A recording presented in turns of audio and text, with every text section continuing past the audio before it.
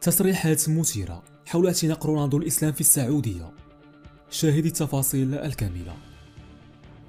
خرج حارس النصر السعودي السابق وليد عبد الله بتصريحات مثيرة عن الأسطورة كريستيانو رونالدو قائد نادي النصر السعودي حول إمكانية اعتناقه الإسلام. وكانت تقارير صحفية أشارت في عدة مناسبات إلى أن الدون يرحب بدخول الإسلام بسبب اندماجه وتكيفه الواضح مع الثقافة السعودية.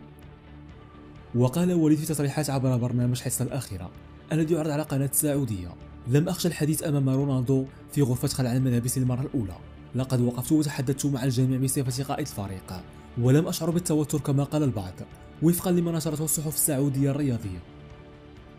وأضاف الحارس السابق لفريق النصر: حين يؤذن للصلاة ونحن في الميران يطلب رونالدو من المدرب إيقاف الحصة التدريبية حتى ينتهي المؤذن. وزاد: كنت قريبا من كريستيانو في البداية لأنه كان لا يعرف ثقافة البلد والنادي وغيرها من الأمور، وكان يرحب بذلك ويسألني دائما عن بعض التفاصيل.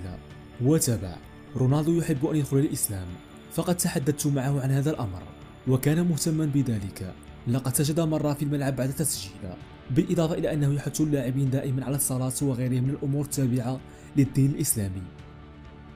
وأكمل المتحدث ذاته: عندما سجد رونالدو صرخ الجميع اللاعبين في صوت واحد: الله أكبر، فهو يطالب اللاعبين بالانتظام في الصلاة، وعند سماع الأذان يطلب من المدرب إيقاف تدريبات. ويعتنق كريستيانو رونالدو الديانة المسيحية، لكن اسمه ارتبط في العديد من الأوقات السابقة باعتناق الإسلام، خاصة مع انتقاله للنصر قبل قرابة عامين. وأورد وليد: بعيدا عن دخوله إلى الإسلام، أولا فهو لاعب ملتزم وانضباطي إلى أعلى درجة، وهذا هو سبب وصولي لهذه المكانة.